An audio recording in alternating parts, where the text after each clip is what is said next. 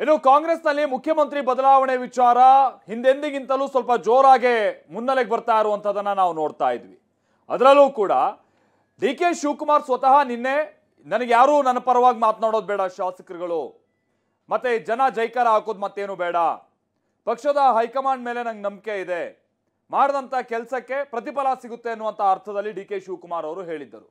ಹಾಗಿದ್ದೂ ಕೂಡ ಇವತ್ತು ಡಿ.ಕೆ. ಶಿವಕುಮಾರ್ ಅವರ ಪರವಾಗಿ ಚನ್ನಗಿರಿಯ ಶಾಸಕ ಬಸವರಾಜ ಶಿವಗಂಗಾ ಅವರು ದೊಡ್ಡ ಮಟ್ಟದಲ್ಲೇ ಬ್ಯಾಟ್ ಬೀಸಿದ್ದಾರೆ. ಯಾವ ಮಟ್ಟಿಗೆ ಅಂತ ಅಂದ್ರೆ ಇಷ್ಟೊತ್ತಿಗೆ ಆಲ್ರೆಡಿ ಸೀಟನ್ನ ಬಿಟ್ಕೊಡ್ಬೇಕಾಗಿತ್ತು, ಆರ್ಡರ್ ಮಾಡಬೇಕಾಗಿತ್ತು. ಡಿ.ಕೆ. ಶಿವಕುಮಾರ್ ಅವರನ್ನ ಮುಖ್ಯಮಂತ್ರಿ ಮಾಡಲೇಬೇಕು ಅನ್ನುವಂಥ ಅರ್ಥದಲ್ಲಿ ತಮ್ಮ ಪ್ರಬಲವಾದಂತಹ ಹಕ್ಕೊತ್ತಾಯವನ್ನ ಮಂಡಿಸುವಂತ ರೀತಿಯಾಗಿ ಅವರು ಒತ್ತಾಯವನ್ನ ಮಾಡಿದ್ದಾರೆ. ಆದ್ರೆ ಈ ಕಡೆ ಮುಖ್ಯಮಂತ್ರಿಗಳ ಬಣದಿಂದಲೂ ಕೂಡ ಏನು ಸುಮ್ಮನೆ ಇಲ್ಲ. ಅವ್ರು ಯಾರು ಹೇಳಕ್ಕೆ, ಅವರೊಬ್ಬರೇ ಮಾಡ್ಕೊಳ್ಳಿ ಬಿಡಿ ಅನ್ನುವಷ್ಟರ ಮಟ್ಟಿಗೆ ಕೆಲ ಸಚಿವರುಗಳು ಇದಕ್ಕೆ ರಿಯಾಕ್ಟ್ ಮಾಡ್ತಾ ಇದ್ದಾರೆ.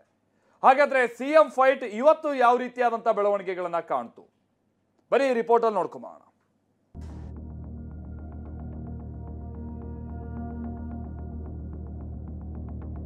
ಮುಂದಿನ ಮುಖ್ಯಮಂತ್ರಿ ಡಿ.ಕೆ. ಶಿವಕುಮಾರ್ಗೆ ನನಗೆ ಕಾರ್ಯಕರ್ತರು ಕೂಗುದು ಬೇಡ. ಕುರ್ಚಿ ಖಾಲಿ ಇಲ್ಲ, ಯಾವಾಗ ಕುರ್ಚಿ ಖಾಲಿ ಆಗುತ್ತೋ ಅವಾಗ ಕ್ಲೈಮ್ ಮಾಡ್ತೀವಿ. ಮುಂದಿನ ಮುಖ್ಯಮಂತ್ರಿ ಡಿ.ಕೆ. ಶಿವಕುಮಾರ್ಗೆ ಅವ್ರು 5 ವರ್ಷ ಮುಖ್ಯಮಂತ್ರಿ ಇರ್ಲಿ, 2 ವರ್ಷಕ್ಕೆ ಯಾಕಪ್ಪ ಹೋರಾಟ? ಅವ್ರು ಹೇಳಿದ್ ಸರಿ ಇದೆ, ರಾಜಣ್ಣ ಅವರು 5 ವರ್ಷನೇ ಆಗಬೇಕಿತ್ತು. ಶಾಸಕರು ಕೂಗುದು ಬೇಡ, ನನ್ನ ಬೆಂಬಲಕ್ಕೆ ಯಾರು ನಿಂತ್ಕೊಳ್ಳೋದು ಬೇಡ. ನಾನು ಉಂಟು, ಕಾಂಗ್ರೆಸ್ ಪಕ್ಷ ಉಂಟು. ಇದು ಆರಂಭದ ಆಟ ಮಾತ್ರ. ಅಂತಿಮ ರಣರೋಚಕ ಇದ್ದಂತೆ ಕಾಣಿಸ್ತಾ ಇದೆ. ಕಾಂಗ್ರೆಸ್ ಮನೆಯಲ್ಲಿ ಪಟ್ಟದ ಫೈಟ್ಗೆ ನಾನಾ ಬೆಳವಣಿಗೆ ನಡೀತಾ ಇದೆ. ತೆರೆಮರೆಯಲ್ಲೇ ತಂತ್ರ ಪ್ರತಿತಂತ್ರ ನಡೀತಾ ಇದೆ. ಡಿನ್ನರ್ ಸಭೆ ಮೂಲಕ ಸಿಎಂ ಪರ ಶಕ್ತಿ ಪ್ರದರ್ಶನಕ್ಕೆ ದಲಿತ ಲೀಡರ್ಸ್ ಪ್ರಯತ್ನಿಸ್ತಾ ಇದ್ರೆ, ಡಿ.ಕೆ. ಶಿವಕುಮಾರ್ ನಡೆ ನೋಡ್ತಾ ಇದ್ರೆ ಎಲ್ಲೋ ಒಂದ್ ಕಡೆ ಕುರ್ಚಿ ಮೇಲೆ ಕಣ್ಣಿಟ್ಟು ದೇವರ ಮೇಲೆ ಭಾರ ಹಾಕಿದಂತಿದೆ. ಅದಕ್ಕೆ ಕಾರಣ ಆಗ್ತಾ ಇರೋದೇ ಸಾಲು ಸಾಲು ದೇಗುಲಕ್ಕೆ ಭೇಟಿ ಕೊಟ್ಟಿರೋದು. ಮತ್ತೊಂದ್ ಕಡೆ ನಾನುಂಟು, ನನ್ನ ಪಕ್ಷ ಉಂಟು ಅಂತ ಡಿ.ಸಿ.ಎಂ ಡಿ.ಕೆ. ಹೈಕಮಾಂಡ್ ಮೇಲೆ ನಂಬಿಕೆ ಇಟ್ಟಿರೋದು. ನನಗೆ ಯಾರ ಬೆಂಬಲನೂ ಬೇಡ, ನಾನು ಉಂಟು, ಕಾಂಗ್ರೆಸ್ ಪಕ್ಷ ಉಂಟು. ಇದೀಗ ಡಿ.ಕೆ. ಶಿವಕುಮಾರ್ ಆಪ್ತರೆ ಮುಂದೆ ಬಂದು ಸಿಎಂ ಆಗೇ ಆಗ್ತಾರೆ, ಪವರ್ ಶೇರಿಂಗ್ ಪ್ರಸ್ತಾಪಿಸಿ ಕೌಂಟರ್ ಅಟ್ಯಾಕ್ ಮಾಡ್ತಿದ್ದಾರೆ. ಅವಾಗ ಹೇಳ್ತೀನಿ, ನೀವು ಕೈಗೆ ಕಾಲು ಮುಗಿಯೋದು ಬೇಡ, ಆರ್ಡರ್ ಮಾಡ್ಬೇಕು ನೀವು ಅಂತೀನಿ. ಡಿ.ಸಿ.ಎಂ ಡಿ.ಕೆ. ಶಿವಕುಮಾರ್ ಸಿಎಂ ಆಗೇ ಆಗ್ತಾರೆ. ಇಷ್ಟೊತ್ತಿಗಾಗ್ಲೇ ಡಿ.ಕೆ. ಶಿವಕುಮಾರ್ ಆರ್ಡರ್ ಮಾಡಬೇಕಿತ್ತು. ಡಿ.ಕೆ. ಪರ ಶಾಸಕ ಶಿವಗಂಗಾ ಬಸವರಾಜ್ ಬ್ಯಾಟ್. ಡಿಸಿಎಂ ಡಿ.ಕೆ. ಶಿವಕುಮಾರ್ ಪರ ಬ್ಯಾಟಿಂಗ್ ಮಾಡಿರುವ ಶಾಸಕ ಶಿವಗಂಗಾ ಬಸವರಾಜ್ ಸಿಎಂ ಸ್ಥಾನಕ್ಕಾಗಿ ಡಿಸಿಎಂ ಡಿ.ಕೆ. ಶಿವಕುಮಾರ್ ಇಷ್ಟೊತ್ತಿಗಾಗ್ಲೇ ಆರ್ಡರ್ ಮಾಡಬೇಕಾಗಿತ್ತು.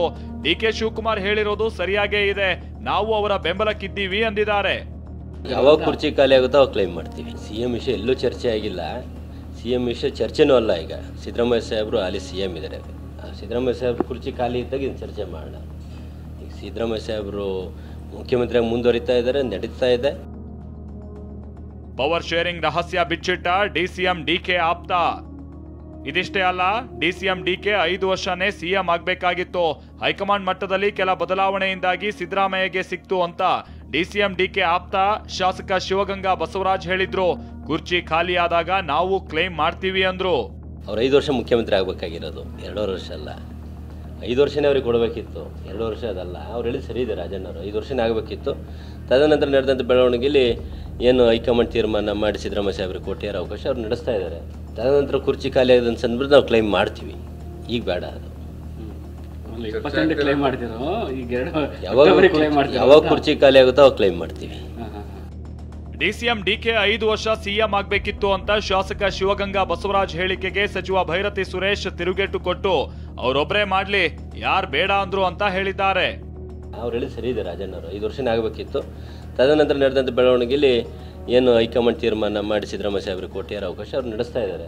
ರಾಜಕೀಯ ಬದಲಾವಣೆ ಹಿನ್ನೆಲೆಯಲ್ಲಿ ಸಿದ್ದರಾಮಯ್ಯ ಅವರು ಸಿಎಂ ಆಗಿದ್ದಾರೆ. ಯಾವಾಗ ಹೇಳಿದ್ರು? ಇವತ್ತು ದಾವಣಗೆರೆಯಲ್ಲಿ ಹೇಳಿದ್ದಾರೆ. ಅವನೇ ಒಬ್ಬರೇ ಮಾಡಲಿ, ಹಂಗಾರೆ ಯಾರು ಬೇಡ ಅಂತ. ಡಿ.ಕೆ. ಶಿವಕುಮಾರ್ ಸರ್ಕಾರ ತರೋದಕ್ಕೆ ಕಾರಣ ಮುಖ್ಯಮಂತ್ರಿ ಆಗ್ಬೇಕು ಅಂತ ರಾಜ್ಯ ಒಕ್ಕಲಿಗ ಸಂಘದ ಅಧ್ಯಕ್ಷ ಕೆಂಚಪ್ಪಗೌಡ ಹೇಳಿಕೆ ಕೊಟ್ಟಿದ್ದಾರೆ. ಯಾರಿಗೆ ಅರ್ಹತೆ ಇದೆ ಅವರೇ ಈ ಸರ್ಕಾರ ತರೋದಕ್ಕೆ ಎಲ್ಲ ರೀತಿಯಲ್ಲಿ ಹೋರಾಟ ಮಾಡಿ ಸರ್ಕಾರ ತಂದಿದ್ದಾರೆ. ಅದರಿಂದ ಅವರಿಗೆ ಇವು ಆಗಲೇಬೇಕು ಮುಖ್ಯಮಂತ್ರಿ ಅಂತೇಳಿ ನಾವೆಲ್ಲ ಒಕ್ಕಲಿಗ ಜನಾಂಗ ಎಲ್ಲವೂ ಕೂಡ ನಾವು ಒತ್ತಾಯ ತರ್ತೀವಿ. ಕುರ್ಚಿ ಖಾಲಿ ಇಲ್ಲ ಅಂತ ಸಿಎಂ ಆಪ್ತರಿಂದ ಸಂದೇಶ. ಇತ್ತ ಸಿಎಂ ಆಪ್ತರು ಡಿ.ಕೆ. ಆಪ್ತರಿಗೆ ಪರೋಕ್ಷವಾಗಿ ಸಂದೇಶ ರವಾನೆ ಮಾಡೋ ಕೆಲಸ ಮಾಡ್ತಿದ್ದಾರೆ. ಪವರ್ ಶೇರಿಂಗ್ ಆಗಿದೆಯೋ ಇಲ್ವೋ ಗೊತ್ತಿಲ್ಲ, ಅದು ಹೈಕಮಾಂಡ್ಗೆ ಬಿಟ್ಟದ್ದು. ಸದ್ಯಕ್ಕಂತೂ ಕುರ್ಚಿ ಖಾಲಿ ಇಲ್ಲ ಅಂತಿದ್ದಾರೆ. ಪವರ್ ಶೇರಿಂಗು ಹೈಕಮಾಂಡ್ ಮಟ್ಟದಲ್ಲಿ ನಿರ್ಣಯ ಆಗ್ತಕ್ಕಂಥದ್ದು. ಪವರ್ ಶೇರಿಂಗ್ ಆಗಿದೆಯೋ ಗೊತ್ತಿಲ್ಲ, ಆಗಿಲ್ವೋ ಅದು ಗೊತ್ತಿಲ್ಲ. ಏನಿದ್ರು ಕೂಡ ಅಂತಿಮವಾಗಿ ಹೈಕಮಾಂಡ್ ಅವರು ನಿರ್ಣಯ ಮಾಡ್ತಾರೆ. ನಾನು ಕಾಂಗ್ರೆಸ್ ಪಕ್ಷದ ಜೊತೆ. ಕುರ್ಚಿ ಖಾಲಿ ಇಲ್ಲ. ಸಿದ್ದರಾಮಯ್ಯರು ಮುಖ್ಯಮಂತ್ರಿಯಾಗಿ ಕೆಲಸ ಮಾಡ್ತಾ ಇದ್ದಾರೆ. ಅವರು ಮುಖ್ಯಮಂತ್ರಿಯಾಗಿ ಮುಂದುವರಿತದೆ. ಕೂಗಾಟ ಚರ್ಚೆ ಇಲ್ವಲ್ಲ. ಡಿನ್ನರ್ ಮೀಟಿಂಗ್ನಿಂದ ಕಾಂಗ್ರೆಸ್ನಲ್ಲಿ ಸಮರ. ಡಿನ್ನರ್ ಕಾಳಗದಿಂದ ಹಿರಿಯ ನಾಯಕರು ಗರಂ ಆಗಿದ್ದಾರೆ. ಸಿಎಂ ಆಪ್ತರು ಡಿಸಿಎಂ ಬಣದ ಜಟಾಪಟಿಗೆ ಬೇಸರಗೊಂಡಿದ್ದಾರೆ. ಬಣ ಕಾಳಗ ಜಾತಿ ಸ್ವರೂಪಕ್ಕೆ ತಿರುಗಿದ್ದು ಆತಂಕಕಾರಿ ಬೆಳವಣಿಗೆಯಾಗಿದೆ. ಪ್ರತಿಪಕ್ಷಗಳಿಗೆ ನಾವೇ ಅಸ್ತ್ರ ಕೊಟ್ಟಂಗಾಗುತ್ತೆ ಅಂತ ಇದಕ್ಕೆ ಬ್ರೇಕ್ ಹಾಕಬೇಕು ಅಂತ ಒತ್ತಾಯಿಸ್ತಾ ಇದ್ದಾರೆ. ಸಿಎಂ ಡಿಸಿಎಂ ಬಣ ಕಾದಾಟದಿಂದಾಗಿ ಸರ್ಕಾರದ ವರ್ಚಸ್ಸಿಗೆ ಧಕ್ಕೆಯಾಗ್ತಾ ಇದೆ. ಈ ಬಗ್ಗೆ ಮೊದಲೇ ಕಾಂಗ್ರೆಸ್ ಕಾರ್ಯಕರ್ತರಲ್ಲಿ ಅಸಮಾಧಾನ ಇದೆ. ಮತ್ತೆ ಗೊಂದಲ ಸೃಷ್ಟಿಸಿದ್ರೆ ಪಕ್ಷಕ್ಕೆ ಹಿನ್ನಡೆ ಆಗುತ್ತೆ ಅಂತ ಹಿರಿಯ ನಾಯಕರು ಬೇಸರ ವ್ಯಕ್ತಪಡಿಸಿದ್ದಾರೆ. ಮೊನ್ನೆ ಡಿಸಿಎಂ ಜೊತೆ ನಡೆದ ಸಭೆಯಲ್ಲೂ ಈ ಬಗ್ಗೆ ಅಭಿಪ್ರಾಯ ವ್ಯಕ್ತಪಡಿಸಿರುವ ಹಿರಿಯ ನಾಯಕರು ಇಂಥ ವಿಚಾರಗಳಿಗೆ ಕಡಿವಾಣ ಹಾಕೋದಕ್ಕೆ ಡಿಕೆ ಶಿವಕುಮಾರ್ಗೆ ಆಗ್ರಹಿಸಿದ್ದಾರೆ. ಹಾಗೆ ಜನವರಿ 16ಕ್ಕೆ ಸಿಎಂ ರನ್ನ ಭೇಟಿಯಾಗಲಿರುವ ಕೈ ಹಿರಿಯರ ಬಣ ಸಿಎಂ ಬಳಿಯೂ ಪ್ರಸ್ತಾಪಿಸೋದಕ್ಕೆ ತೀರ್ಮಾನಿಸಿದ್ದಾರೆ. ಹೀಗೆ ಮುಂದುವರೆದ್ರೆ ಹೈಕಮಾಂಡ್ಗೆ ಮನವರಿಕೆ ಮಾಡೋದಕ್ಕೆ ತೀರ್ಮಾನಿಸಿದ್ದಾರೆ. ಹೀಗೆ ಕಾಂಗ್ರೆಸ್ನಲ್ಲಿ ದಿನದಿಂದ ದಿನಕ್ಕೆ ರಾಜಕೀಯ ಗರಿಗೆದರ್ತಾ ಇದ್ದು ರಾಜ್ಯ ಕಾಂಗ್ರೆಸ್ ಉಸ್ತುವಾರಿ ರಣದೀಪ್ ಸಿಂಗ್ ಸುರ್ಜೇವಾಲಾ ರಾತ್ರಿ ಬೆಂಗಳೂರಿಗೆ ಆಗಮಿಸ್ತಾ ಇದ್ದಾರೆ. ನಾಳೆ ಇಡೀ ದಿನ ಕಾಂಗ್ರೆಸ್ ನಾಯಕರ ಜೊತೆ ಸರಣಿ ಸಭೆ ನಡೆಸಲಿದ್ದಾರೆ.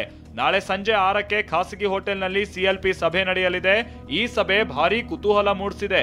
ಇದೇ ವೇಳೆ ಡಿನ್ನರ್ ಮೀಟಿಂಗಿಗೆ ಬ್ರೇಕ್ ಹಾಕಿದ ವಿಷಯ ಕೂಡ ಚರ್ಚೆ ಆಗೋ ಸಾಧ್ಯತೆ ಇದೆ. Bureau report, TV9.